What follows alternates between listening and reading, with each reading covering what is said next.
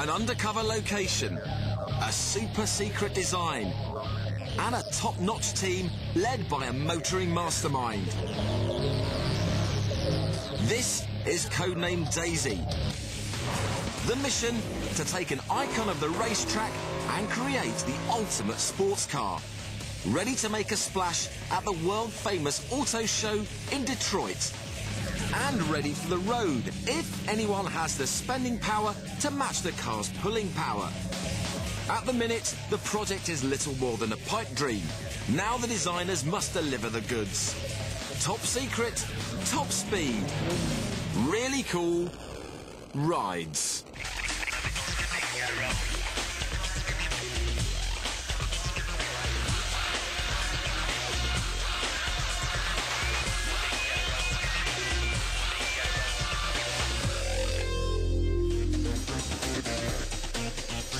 Show cars. They're worth their weight in gold to the world's top car manufacturers. Designed to be noticed, they showcase the company's latest ambitions, styling and skills, and help sell everything from wheels and paint to suspension and brakes.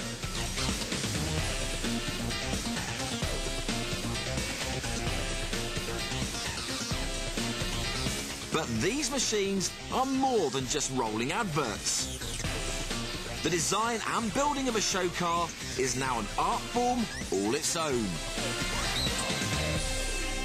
This time, the Ford team in Detroit, Michigan is thinking bigger and better than ever before.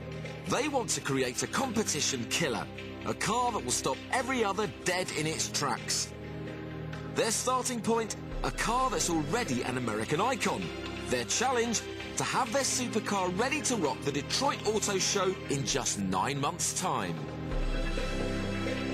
While engineers at Ford's plant in Michigan work on the mechanics, a team in California, led by Jay Mays and Richard Hutting, begins to work on the car's design. Concept vehicles are oftentimes viewed as nothing more than a beauty contest. It's an appearance thing, you know, put on your pretty face and take it to show, and the best looking car wins. Check this out. Some concept cars, like this GT90, star of the 1995's auto show circuit, are nice to look at, but aren't practical to make it en masse. Some never get off the starting blocks. A concept car can be merely a prop. Oftentimes, concept cars don't even have a powertrain. They don't run. But Chris Theodore, Manfred Rumpel, and the rest of the Detroit engineering team intend to take this show car to the next level. They are working full throttle to ensure that this car will run, and the faster, the better. We have a hydraulic clutch actuator over here, and over here is our torque tube assembly. It's going to be a sweet car.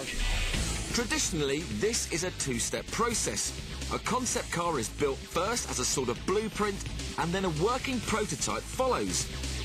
But this is no ordinary project. The California and Detroit teams are going to combine both stages and create the prototype the first time around. When this vehicle rolls out, you're going to have a full-on driver. You're going to be able to take this out, and unlike a show car that gets driven at 15 miles per hour, you'll be able to go well over 100 miles per hour in this. That's 160 kilometers per hour, a speed made possible thanks to this Mustang, now working as a mule car, the vehicle that acts as a stand-in for the star car in development. The mule car will help test parts which will end up in the final prototype. This mule is running an engine that was once part of a concept car, which didn't make it off the showroom floor. The car was purely decorative, but its engine was built for speed. Now, under the bonnet of this Mustang mule, it gets a second chance. Inside, we've got our very first prototype V10 all-aluminum engine. What this mule vehicle is going to let us do is basically get as much hands-on experience and development work ahead of time for the Daisy project.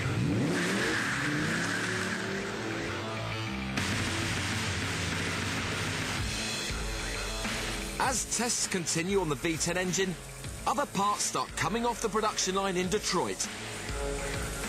Starting with this portion of the chassis. These are the first off for Daisy. First program's cut. This is a one-time shot. You screw it up, you got to do it all over again. But with the deadline looming, there's no time to do anything twice. The engineers turn to a process called rapid prototyping to fashion various parts. Using a laser, engineers can now fashion in hours pieces that once took days or weeks to build. One layer at a time, the laser cuts shapes out of photosensitive liquid plastic.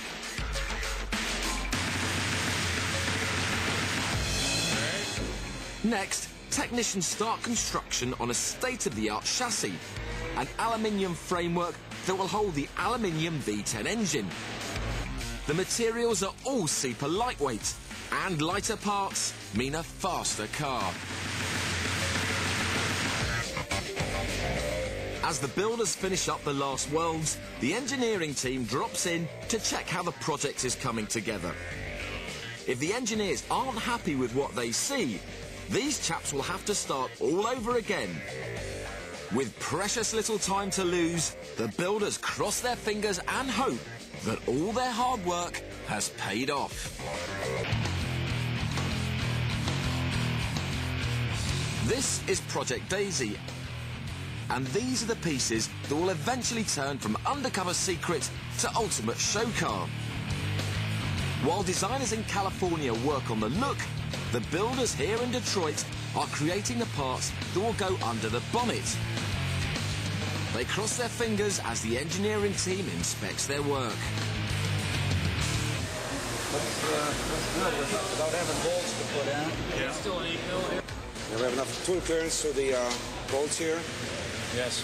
Yeah. Bottom lined up here. Yeah. We're That's great. spot on. Yeah. Spot on. Excellent. It's better than expected, really. A lot of show cars tend to be kind of golf carts. Yeah, they'll drive up on the carpet. You can see them. They look pretty, but they're not full of go. This is one of those show cars that's got everything to back it up. So it's not just a bunch of frilly stuff. It's got the real meat behind it. The chassis is almost complete and will soon be ready for the V10 engine. The engineering team hooks the V10 up to a computer-controlled dynamometer test system, or dyno, which will give the builders important clues about everything from the car's acceleration to its exhaust. The information will help the team make crucial decisions about Daisy's components, everything from the best brakes to the most performance-enhancing steering kit. Hey, let's crank this thing up!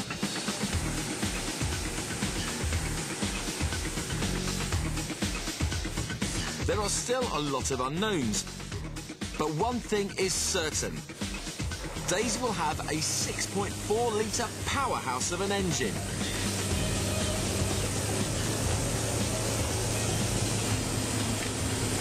It's a hair lean. You might want to put just a hair more fuel in.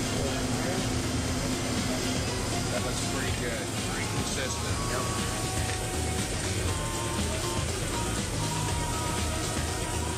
With all of the secrecy surrounding the design and engineering, a code name is essential. But what to choose? When we did the Petunia project, it was a shock at the end of that project because it was being circulated in the press that Ford has a secret project going called Petunia.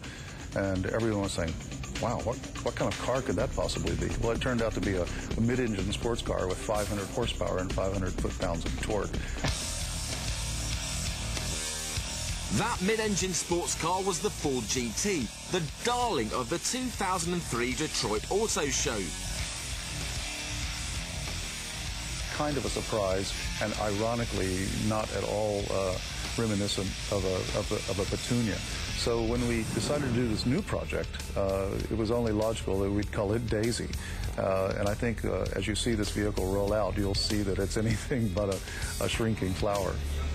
The code names may be similar, but will Daisy be just as popular with car show fans